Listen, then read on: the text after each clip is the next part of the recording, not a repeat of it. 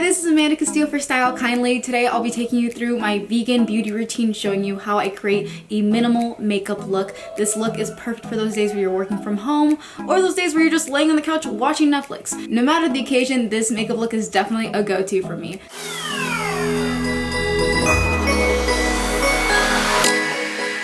So before we hop in, I do want to say a little bit about myself. I'm 23 years old and I've been vegan for over 5 years. I first went vegan because I had a lot of health problems growing up, and I stayed vegan throughout the years when I learned more about environmental issues and animal welfare. I also have a YouTube channel called It's Mandarin where I upload a bunch of plant-based recipes and makeup tutorials, so if you want to check out more content from me, be sure to check that out. When it comes to my makeup, I try to use vegan cosmetics as much as I can. They tend to omit those questionable ingredients, and it's also really great knowing that I'm using makeup that's not being tested on animals. So yeah, with all that being said, let's just get right into it. So first we're going to start off with this primer from Flush Beauty. I love using this primer because first of all, it's just super illuminating, so it really makes my skin look super dewy and hydrated. And what I really love about it is that it has these blue and purple photo reflecting ingredients, so it helps counteract dullness and adds radiance to your skin. So yeah, it's really interesting. It's like very glowy, but it doesn't leave like a shimmer all over your face. It's like the perfect balance between the two. So next I'm gonna go in with the ColourPop No Filter foundation. I love this foundation because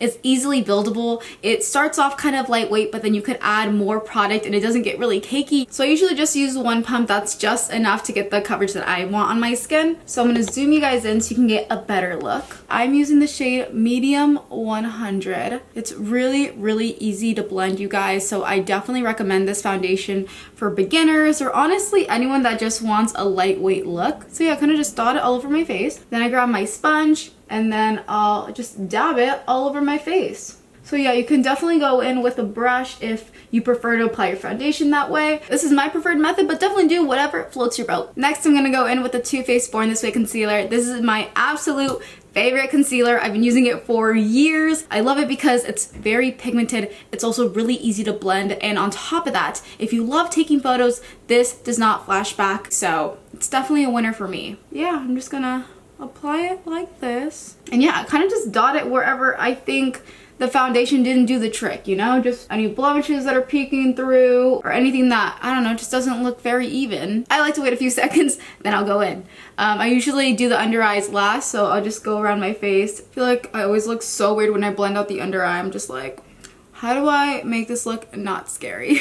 Now to set my face, I'm going to go ahead and use the ColourPop No Filter Loose Setting Powder. This is translucent, so this will go with a lot of skin tones. On top of that, I love this powder because it's only $10. It's really affordable compared to a lot of other setting powders on the market. It's a very ultra fine powder, so no matter how much I use, it stays smooth on my skin. It doesn't look cakey or anything, so I'm a big fan. I like to start off with the eyes because they do crease a little bit. So I'll just look up, set that really quick with the back of my sponge, like that. I used to use a brush to set my setting powder, but I just feel like a sponge makes things way easier. It doesn't move around your foundation or your concealer. Everything just stays put because you're just patting. So I'm not adding a lot of powder throughout the rest of my face. I do add a good amount underneath my eyes because I want that to stay, but for the rest of my face, I don't really mind if like I look a bit dewy throughout the day, like, you know, my sweat peeks out a little bit through. Sounds gross, but I swear it looks good. Now to blend out any excess powder, that's when I'll go in with, you know, a regular powder brush, and then I'll use that to softly blend out that powder underneath my eye. Next, I love going in with the Kat Von D brow pomade. Actually, I think it's called the super pomade because it's a 3-in-1. You can use it for your brows, you can use it as an eyeliner, you can use it as eyeshadow. I usually just use it for my brows, and I use the shade Light Brown. This is like some really pigmented stuff. If you do like your brows to look a bit more natural, I definitely recommend using an eyebrow pencil or maybe an eyeshadow powder or something because it does create more of a soft look. If you do want to create more structure to your brows, then a pomade I think is the way to go. So I just kind of fill in the little gaps that I have. I do have many of those. So I kind of take my time with my brows, not gonna lie. And I know this may look a little bit dark on camera, but I swear once I have the rest of my face on, it doesn't look that bad. So here's one brow filled. I may continue to blend this one out, but in the meantime and off camera, I'm just gonna fill in the other one and then I'll be right back. Alright, and I'm back with brows. So to set my brows, I'm going to be using the Bare Minerals Strength and Length Brow Gel. What's cool about this brow gel is that it has this like growth serum, so it's supposed to give you fuller, stronger brows over time. And what I really love about it is the color it leaves my brows. It just matches the blonde that I have in my hair a lot more. And what's also really nice about this is that it leaves a flexible hold, so you can like wear it throughout the day and it won't be super stiff or leave any flakiness. Alright, bam. And that's it. So next I'll be using the Kat Von D Shade and Light palette to contour and chisel this very round face. Yeah, the contour shades just have like the perfect tone to them to leave realistic shadows. And I love that the light shades have like different tones. One is more neutral, one's more yellow, one's more peach. So it's really versatile for the different skin tones that are out there. And what's also cool about this is that it has a removable pan. So if you run out of a shade, you can pop that out, put in a new one. All right, so I'm gonna start off with, I believe, this medium shade right here. Sometimes I'll add a little bit right here on my temples, but I don't add that much. Next, I'm gonna be grabbing this smaller brush to contour my nose. I'm gonna grab that middle shade. Actually, no, I'm gonna grab that lighter shade. Aha. And I'm just gonna lightly go down the side of my nose. And then I'll go a little bit down right here on the tip. All right, cool. And to clean up our contour a little bit, I love grabbing these lighter shades. I'm going to be grabbing that middle one just because it has that yellow undertone. Slowly kind of go underneath. If you're not really sure where to apply the light color, one of my favorite tips is going to the tip of your mouth and then going to your ear, and that will kind of draw a line of where that light color should go.